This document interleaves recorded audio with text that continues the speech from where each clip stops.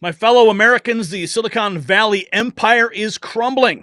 Remember when they thought they could silence a president? Well, the tables have turned. Elon Musk is teaming up with Ron Paul in what could be the interview of the century, promising to expose the Fed and restore true internet freedom. Meanwhile, J.D. Vance, he just sent shockwaves through Europe, warning them that regulating Musk's platforms could cost them NATO support. But here's the real bombshell. Trump's day one executive order is ready to completely dismantle the federal censorship industrial complex.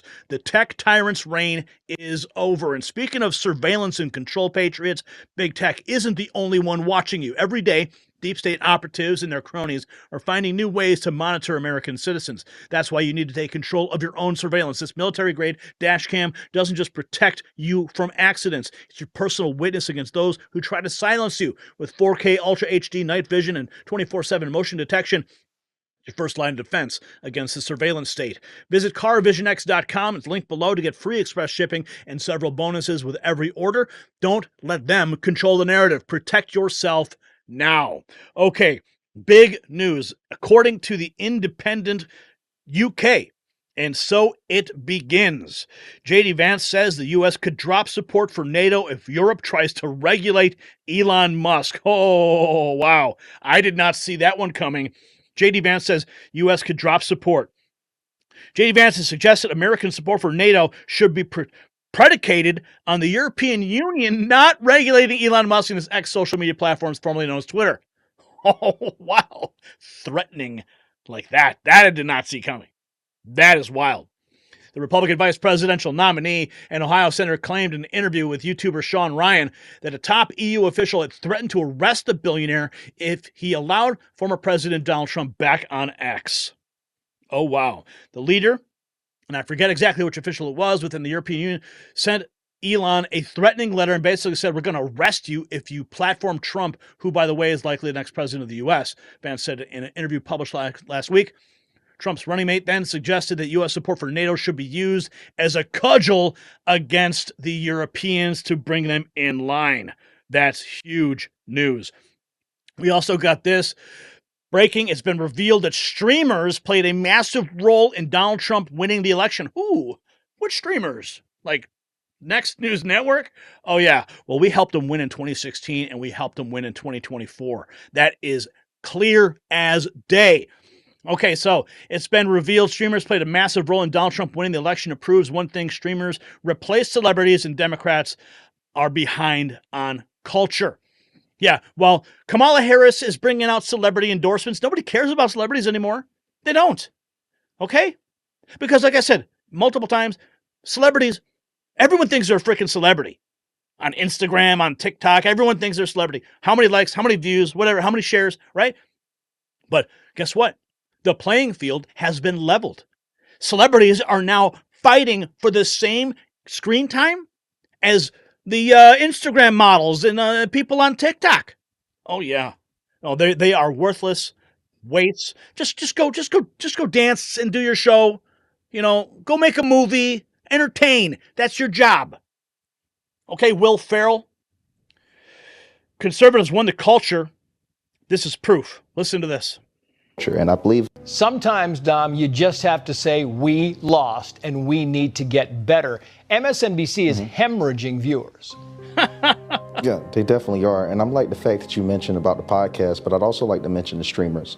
You see, the liberal, the left, they've typically had a great control on media because celebrities in the past, I would say about up to 2016, they held a significant amount of weight in culture in America. But we see through these new generations after millennials and after Gen Z, specifically with Gen Z, is the rise of streamers. And we've seen President-elect Trump take a great advantage of the streaming community, which rejected Kamala Harris. A poll came out that over 94% of Kick, which is the third largest streaming service, 94% of their influencers all rejected Kamala Harris. Wow. Oh yeah, this is it, my friends. The end, the final nail in the coffin for the mainstream media. They are losing the information war to people like myself, to streamers on Kick, to everybody, friends. This, of course, also just breaking We've been tracking the Ron Paul and Elon Musk coalition that is building. I actually interviewed Ron Paul about this just the other day. It was actually on election day. If you're not following me on X, make sure you go there. I just published the interview on X, and I sent it to Elon Musk as well. I want him to understand what is going on with Ron Paul. It's also on this YouTube channel. You can find it as well. Okay, the interview of the century, my friends, is about to take place. Ron Paul and Elon Musk. I never thought this would happen. I never thought it would happen. The ultimate power duo to end the Fed. So unite the clans, I say, and champion the Doge. It's going to be on the Liberty Report, and it's going to change the game. Here's what Ron Paul just tweeted late last night. It's so neat that Elon Musk keeps interacting with us. We are grateful. We have a direct private message into him to schedule him on the Liberty Report. Wouldn't that be awesome? Oh, yes, it would. Okay, now, speaking of social media and influence, you, I'm sure, were a victim, just as we were over these past several years, of the rampant censorship of your voice. You post a meme, you post your support for a candidate, and you get squashed, you get shadow banned, you get deleted, terminated, suspended, struck. Why? For simply expressing your political views? Well, that is as un-American as ever. Well, that is about to change. Listen to this. Deep state, if we don't have free speech, then we just don't have a free country. It's as simple as that. If this most fundamental right is allowed to perish, then the rest of our rights and liberties will topple, just like dominoes, one by one. They'll go down. That's why today I'm announcing my plan to shatter the left-wing censorship regime. Let's go. And to reclaim the right to free speech for all Americans. And reclaim is a very important word in this case because they've taken it away. In recent weeks, bombshell reports have confirmed that a sinister group of deep state bureaucrats, Silicon Valley tyrants, left-wing activists, and depraved corporate news media have been conspiring to manipulate and silence the American people. They have collaborated to suppress vital information on everything from elections to public health. The censorship cartel must be dismantled and destroyed, and it must happen immediately. And here's my plan. First, within hours of my inauguration, I will sign an executive order banning any federal department or agency from colluding with any organization, business, or person to censor, limit, categorize, or impede the lawful speech of American citizens. I will then ban federal money from being used to label domestic speech as mis- or disinformation. And I will begin the process of identifying and firing every federal bureaucrat who has engaged in domestic censorship, directly or indirectly, whether they are the Department of Homeland Security, the Department of Health, Human Services, the FBI, the DOJ, no matter who they are. Second, I will order the Department of Justice to investigate all parties involved in the new online censorship regime, which is absolutely destructive and terrible, and to aggressively prosecute any and all crimes identified.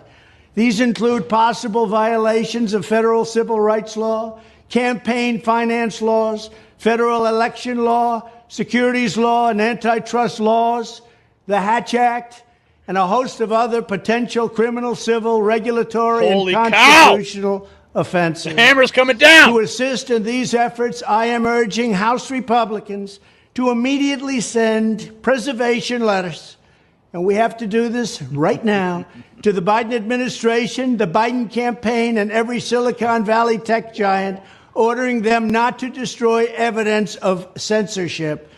Third, upon my inauguration as president, I will ask Congress to send a bill to my desk revising Section 230 to get big online platforms out of censorship business. From now on, digital platforms should only qualify for immunity protection under Section 230 if they meet high standards of neutrality, transparency, fairness, and non-discrimination. We should require these platforms to increase their efforts to take down unlawful content such as child exploitation and promoting terrorism while dramatically curtailing their power to arbitrarily restrict lawful speech. Wow. Fourth, we need to break up the entire toxic censorship industry that has arisen under the false guise of tackling so-called mis- and disinformation. The federal government should immediately stop funding all nonprofits and academic programs that support this authoritarian project.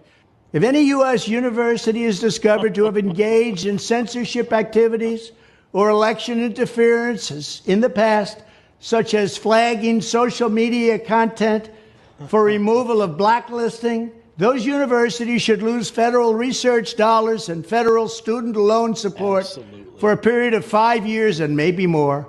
Wow. We should also enact new laws laying out clear criminal penalties for federal bureaucrats who partner with private entities to do an end run around the Constitution and deprive Americans of their First, Fourth, and Fifth Amendment rights. In other words, deprive them of their vote. And once you lose those elections, and once you lose your borders like we have, you no longer have a country. Furthermore, to confront the problems of major platforms being infiltrated by legions of former deep staters and intelligence officials, there should be a 7-year cooling-off period before any employee of the FBI, CIA, NSA, DNI, DHS, or DOD is allowed to take a job at a company possessing vast quantities of U.S. user data. Oh, my goodness. Fifth, the time has finally come for Congress to pass a digital Bill of Rights. This should include a right to digital due process. In other words, government officials should need a court order to take down online content, not send information requests such as the FBI was sending to Twitter. Furthermore, when users of big online platforms have their content or accounts removed, throttled, shadow banned, or otherwise restricted, no matter what name they use, they should have the right to be informed that it's happening, the right to a specific explanation of the reason why, and the right to a timely appeal. In addition, all users over the age of 18 should have the right to opt out of content moderation and curation entirely and receive an unmanipulated stream of information if they so choose. The fight for free speech is a matter of victory or death for America and for the survival of Western civilization itself. When I am president, this whole rotten system of censorship and information control will be ripped out of the system at large. There won't be anything left. By restoring free speech, we'll begin to reclaim our democracy and save our nation. Thank you, and God bless America. God bless you, President Trump. I mean, okay. All right, this is it. This is an answer to prayer, not just for me, but so many people who have been victims of getting shadow banned, throttled, demonetized, deleted, terminated, all these things. And when you want to find out what happened, no, you never get an answer.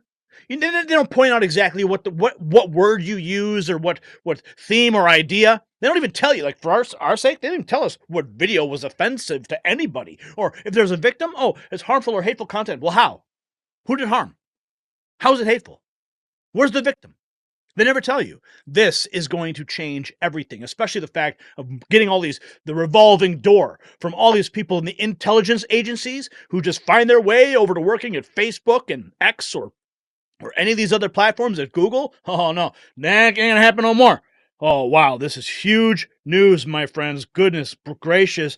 We've also, but see, remember, the mainstream media, they are losing control of the narrative. The streamers, channels like this, people you watch on all the other stations, on other platforms, they're taking control. And they're freaking out, especially right here. Listen to this. This is CNN, MSNBC, and The View, all calling for online censorship. But President Trump ain't going to play that game, so these guys, their days are freaking numbered.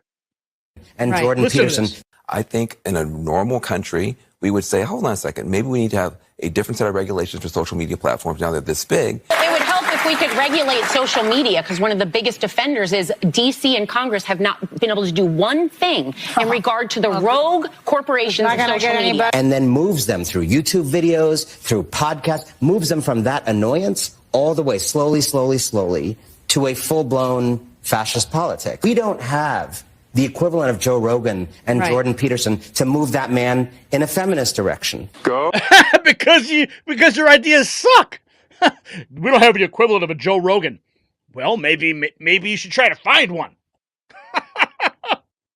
Fuck yourself. Is that clear? I hope it is. I think. Okay, let's make something else very clear here. Let's make something else very clear. The echo chamber that has been created by these algorithms to only push the mainstream authoritative content, what do? In my opinion, I think they helped to radicalize crooks. Yeah, I think they did. I think that they helped contribute to the assassination attempt of Donald Trump. Yeah. Because if you don't have a balanced perspective, if you can't find information on all sides when you're only getting a steady stream of hate from people on MSNBC and CNN, that becomes your worldview. Yeah, there's a lot of people who I blame for that moment. Here we have Mike Benz. Listen to this. Brian, go vertical on this right now.